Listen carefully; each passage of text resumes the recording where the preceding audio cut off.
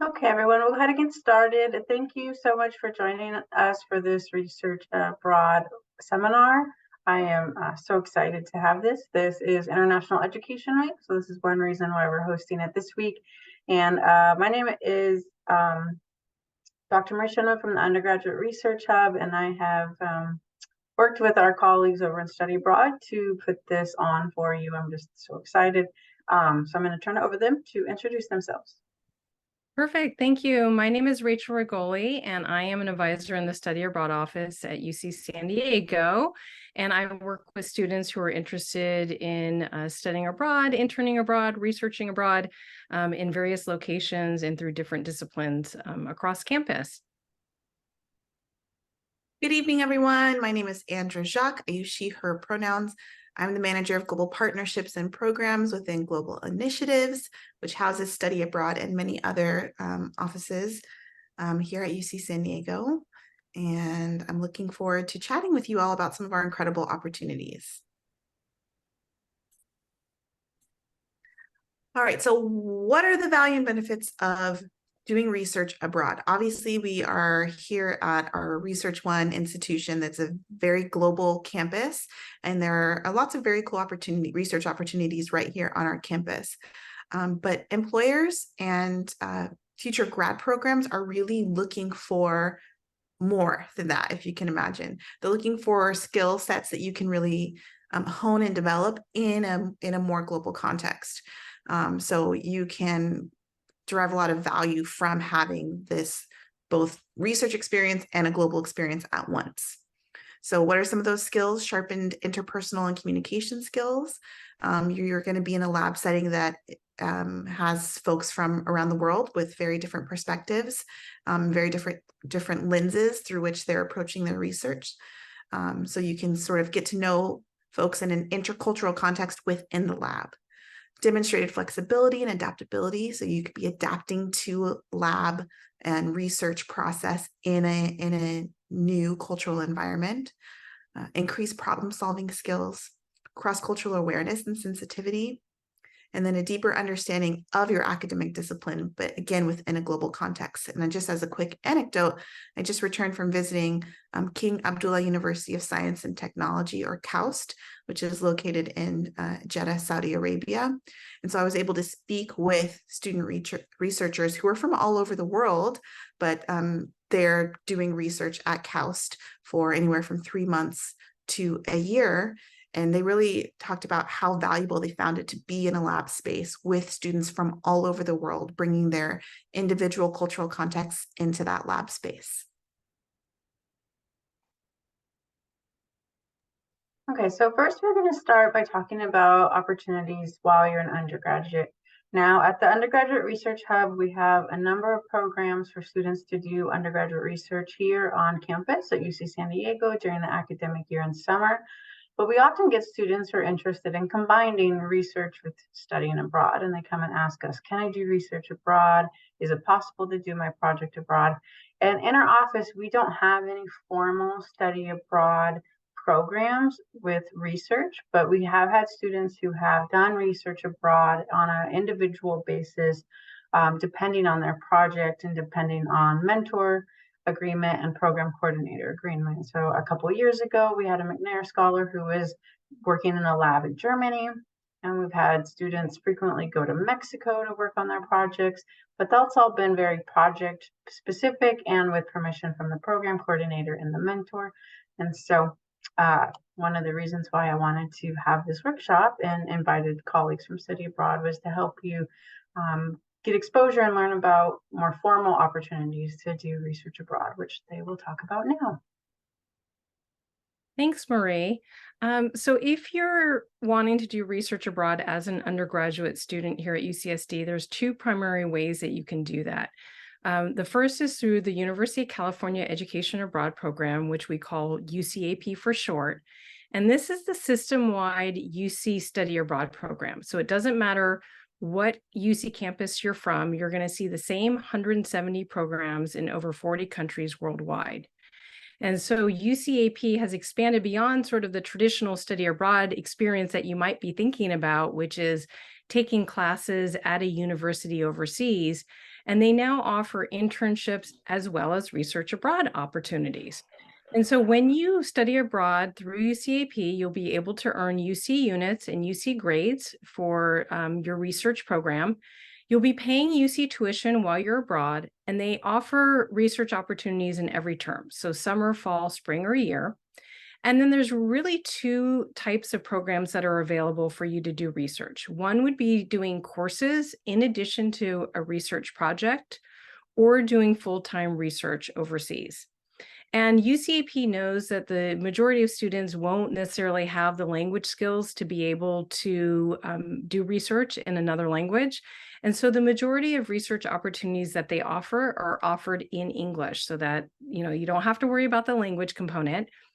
And then eligibility requirements do vary by program. So on every UCAP program page, and I'll be sharing the website with you a little bit later in the presentation, every program page will tell you specifically what GPA, the minimum GPA that's required, as well as what class standing you need by departure in order to participate in this program. So now I'm going to turn it over to Andra to talk about UC San Diego Global Exchange Plus. So Global Exchange Plus is kind of an add-on to our standard Global Exchange program, which happens during the school year with our UC San Diego partner institutions. So Rachel was talking about UC EAP. Those are UC system-wide partner institutions. These ones I'm talking about now for Global Exchange Plus are our UC San Diego partner institutions. So we have two options I'm going to talk about today. Both of them are non-credit research program opportunities. You will be a full-time researcher during your time. For terms, it's primarily summer, but there's a little bit of leeway in terms of if you want to do it during the fall or during the spring quarter specifically. You will receive a monthly living stipend, so your housing and meals are covered. And then you're responsible for your pre-departure expenses. So if you need to obtain or renew your passport, visa fees, and your flight, but your in-country costs are covered by the internship programs. And then also the eligibility requirements will vary depending on the program. Okay, so let's get started by talking about the UCAP program. The first program option, like I mentioned earlier, is full-time research. So this is when you're going to go abroad and you will be doing research with an on-site faculty member. And so it's not like the traditional study abroad program where you're taking classes. Really what you're going to be doing Monday through Friday is you're going to be doing full-time research. And the research opportunities really vary by program, and it's dependent on what research is happening at the different partner institutions overseas. The majority of EAP full-time research programs are offered during the summer, and you'll see on this list here that a majority of them are located in Asia. Now, if you are not a STEM major, there are research opportunities available to you in Hong Kong and Taiwan, because those two programs are open to all majors. And then if you are a STEM major and engineering or science or math, then you would be eligible to participate in the STEM research programs in either Osaka or Tokyo, Japan, as well as Singapore. And then Glasgow in Scotland is our only offering in Europe, and they have very specific majors that are eligible for this program. And you would need to be a biology, chemistry, or history major if this is a program of interest to you. EAP offers one option if you're interested in doing full-time lab research over during like the fall term or the spring term, and that's in Osaka, Japan. And again, that's only open to engineering and science majors. So the other option available to you is to be able to do sort of a hybrid, sort of the traditional study abroad experience where you take courses, but to also be able to do research abroad. And so I have them divided up by the type of research opportunities available. So the first one are field research opportunities. And the two programs that EAP offers are Australia and Costa Rica. And this is really geared for like the biology, marine biology, environmental systems majors, where you're going to be outdoors, camping, hiking, collecting specimen in the rainforest. And so that is a component of the program where you take classes, preset classes, but then you're doing research and research as a group or independently on these two programs, and it's very outdoors. The other options available to you would be to do like an independent research project where you take classes, but you propose an independent research project and you could get units for that research project. And so the locations and programs that EAP offers, there are two in French-speaking locations, France and Belgium. And on this program, you could either do an internship or propose a research project. It's open to all majors, but you do need at least 7 quarters of French. So French is required for this program. The University of Ghana in Ghana, you would be able to pick and choose classes from the University of Ghana's course catalog. So maybe you want to take classes in your major or GE requirements, but you can also do an independent research project as well for academic units. We also offer a program called the Field Research Program through the UC Center in Mexico City. You do need 2 years of Spanish in order to participate in this program. And this program is also open to all majors. And then lastly, the Netherlands program, which focuses on psychology and neuroscience.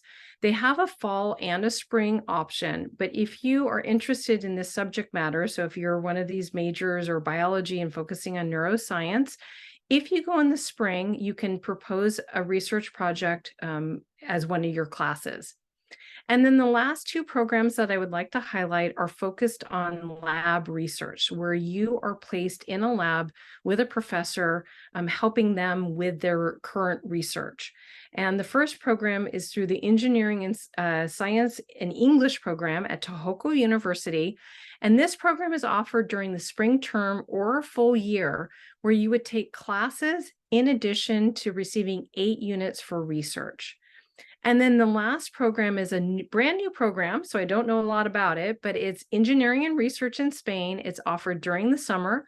It's open to actually all majors, even though it has engineering in the title. And you would be taking one set course that's required of all individuals on this program, as well as being placed in on a research project or in a lab.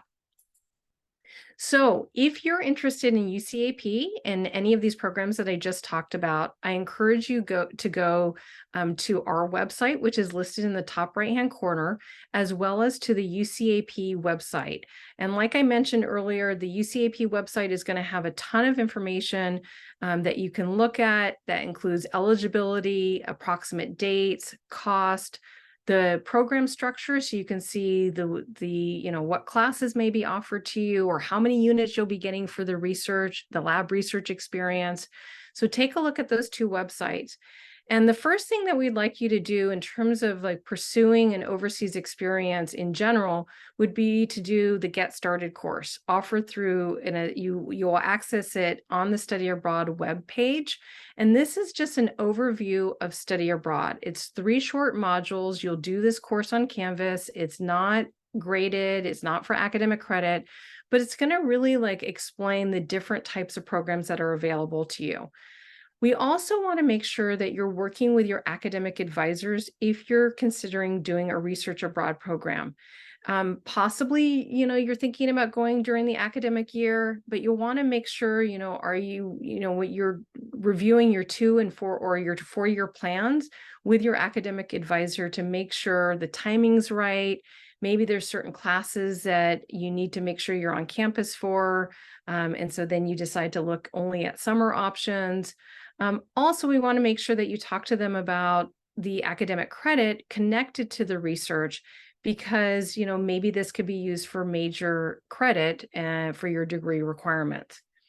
We also want to make sure that you look at the different programs to make sure you're picking a program that fits your academic and personal and professional goals. So like I mentioned, you'll want to get on the UCAP website and take a look at the costs. You'll want to take a look at the dates and all of that.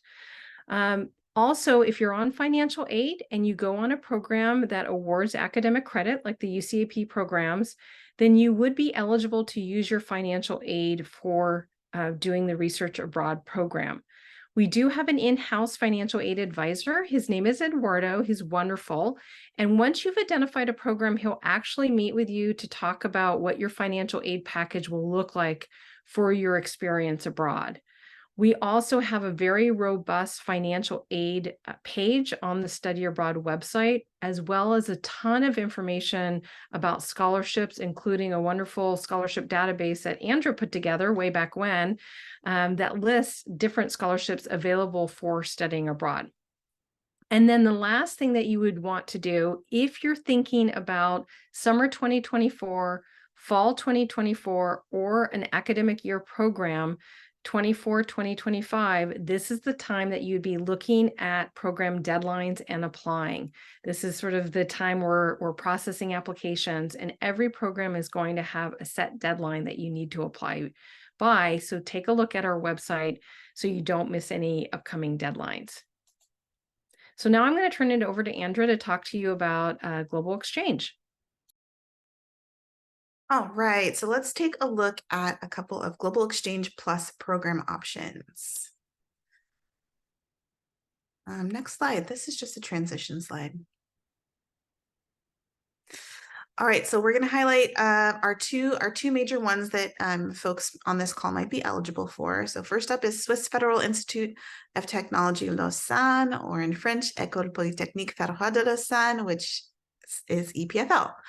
It's located in beautiful Lausanne, Switzerland. EPFL is a premier technical institution. There's a lot of name recognition that comes with EPFL. So imagine having a research internship on your resume at EPFL.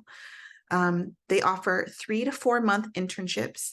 So you can see based on the date range here, you can start a spring quarter internship. However, most of our students choose to do it over the summer. The name of the internship was too long to put on this slide, but it is called the EPFL Excellence in Research Internship. So I know probably you're all Googling it right now, but it is linked on the Global Exchange website. They have 370 lab options available. So that is a lot of labs. If you're a student within physical sciences, so math, chemistry, physics, life sciences, architecture, or engineering, there are lab options for you among these 370 labs.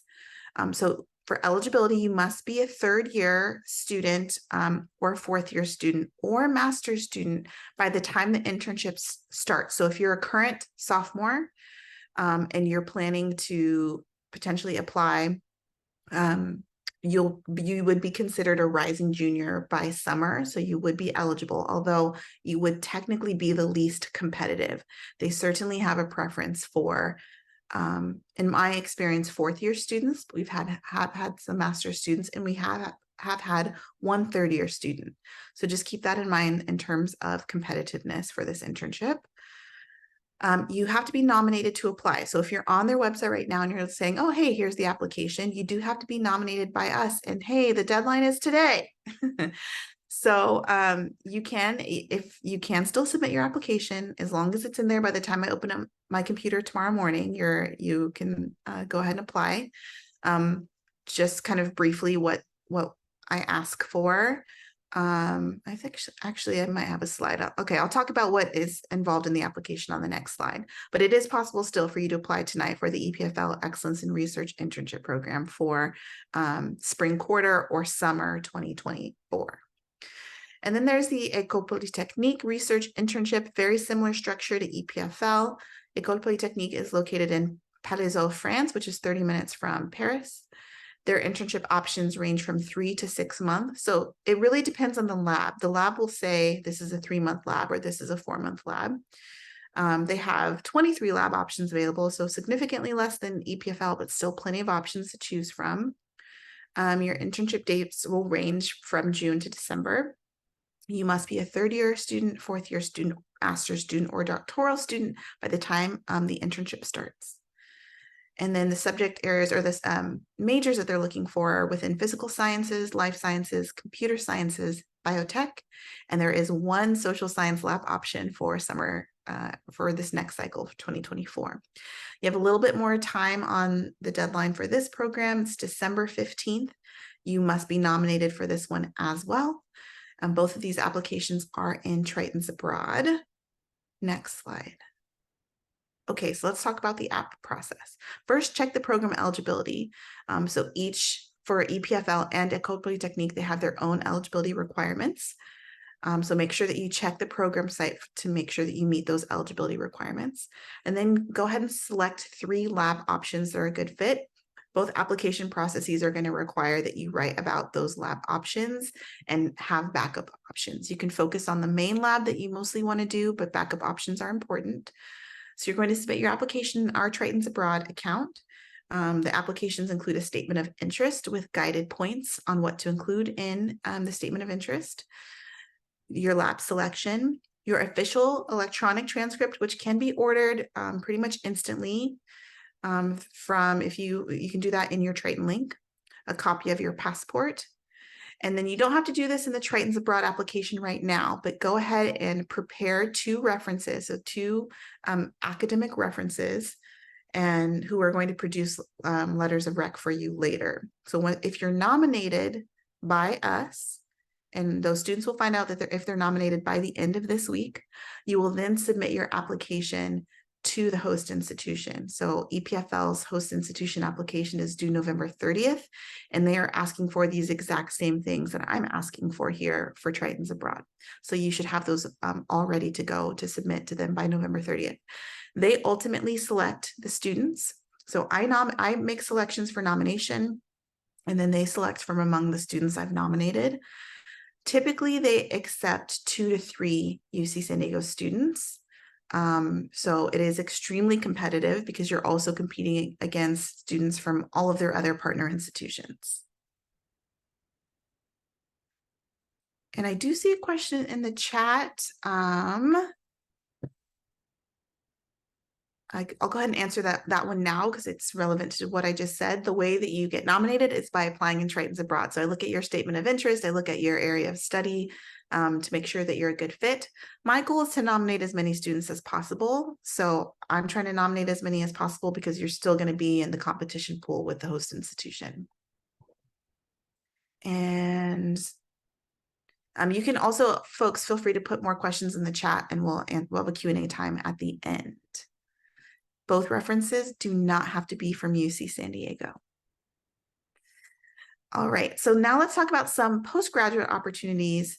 Some of you may be right at this point right now, and others may be planning for the future, but we want to make sure we get them on your radar. So the Fulbright program is a global prestigious fellowship program. Here at UC San Diego, we provide robust support for the Fulbright U.S. student programs. That would be for U.S. citizens planning to participate in the Fulbright program. The program is run through the State Department's Bureau of Educational and Cultural Affairs through a sub-org underneath the ECA, which is called the Institute for International Education, or IIE, but this is ultimately through the State Department. And these are fully funded research, study, and teaching opportunities around the world. So for today's purposes, we'll talk about the research grants. Most of the research grants are 10 months worth of grant funding for you to complete a self-proposed research project. So you're going to write your own research question, research proposal that you can execute within the 10-month grant period. It does require affiliation with an institution in your host country. So it can be an academic institution, a research institution, a nonprofit organization, a company, some entity that can act as your affiliate, meaning that they will provide support for you to conduct your research. They don't have to provide any funding because your funding is coming from Fulbright, but you do have to have that affiliation letter. To be eligible for the U.S. student program, you do have to be a U.S. citizen with your bachelor's degree completed before the grant period begins.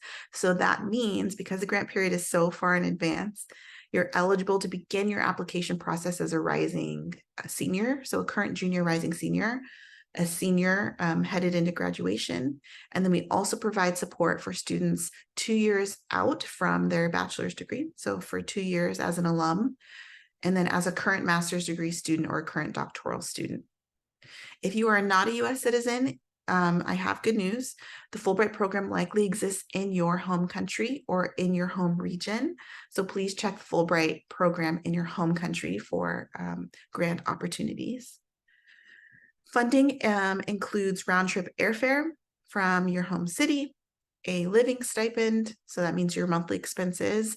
They will also help you guide you for housing, and you'll have money for meals, cultural activities, language study, funding for you to conduct your research, and also comprehensive international insurance. Fulbrighters are also awarded 2 years of non-compete status for federal jobs. So if any of you are interested in working for the federal government in the future, this is a great opportunity to get kind of front of the line access for job opportunities within the federal government. And then you have access as a Fulbrighter to the prestigious Global Fulbright Network. And being a Fulbrighter, I mean, again, name recognition, having that Fulbright name on your resume is incredibly helpful. There's a special job board just for Fulbrighters, and your name is listed on the Fulbright site as a Fulbright Scholar for life. Next slide. For our campus, we have a very robust Fulbright program. So you have a dedicated Fulbright U.S. Student Program Advisor. That's me. I'm the official FPA for the campus. You have one-on-one advising with me. So I have a scheduling link that you can use for one-on-one Fulbright advising at your will. In spring quarter, we'll be offering for the second time a 2-unit Fulbright course. So you can enroll in this 2-unit Fulbright course or audit the Fulbright course. This is just an opportunity to earn academic credit for going through the Fulbright application process. It also really gives you a leg up on your application process early on in the process. And then we have a summer cohort. So the cohort does not meet in person, but it's just a group that I provide support and guidance throughout the summer, heading into the fall before the application deadline. UC San Diego has a campus review process that happens in September. So that's where a review committee reviews your application. The review committee is comprised of predominantly Fulbright alumni, faculty, and staff on campus. They review your application, provide you feedback, and then put you through an interview process, not with the goal of weeding you out, but with the goal of making sure that your application is in tip-top shape, because we want to be a top Fulbright producing campus, and we're on our way. The next cycle is the 2025-2026 cycle. So we just wrapped up the 24-25 cycle. So we had 31 UC San Diego students and alumni submit applications for this very competitive fellowship program. They just submitted in October 10th. So for this next cycle, we'll have Fulbright Day in March. The Fulbright application will open in March or April. We will set our cohort in May, June, and get started leading up to the second Tuesday in October 2024, which is deadline day. You can learn more at fulbright.ucsd.edu. Back over to Rachel. Okay, thank you, Andra. So if you would like to connect with us, there are 3 ways that you can do that. The first would be through drop-in advising, which we do virtually, and we offer it 3 times a week on Monday and Thursday afternoons and Friday mornings. And all this information is on our homepage under advising services. You can also send us a VAC message with any questions that you might have. That's open 24/7. We do a really great job at getting back to, answering questions very quickly. And then if needed, we can do one-on-one appointments. And I know Andra already mentioned that she does one-on-one advising for students who are interested in applying for the Fulbright. So now we're going to answer any questions that you might have. And Marie, is there anything that you wanted to add before we open it up for questions? No, I don't have anything to add. Thank you. Okay, perfect. So feel free to unmute yourself. I'm going to go ahead and stop sharing my screen. But feel free to raise your hand or put your question in the chat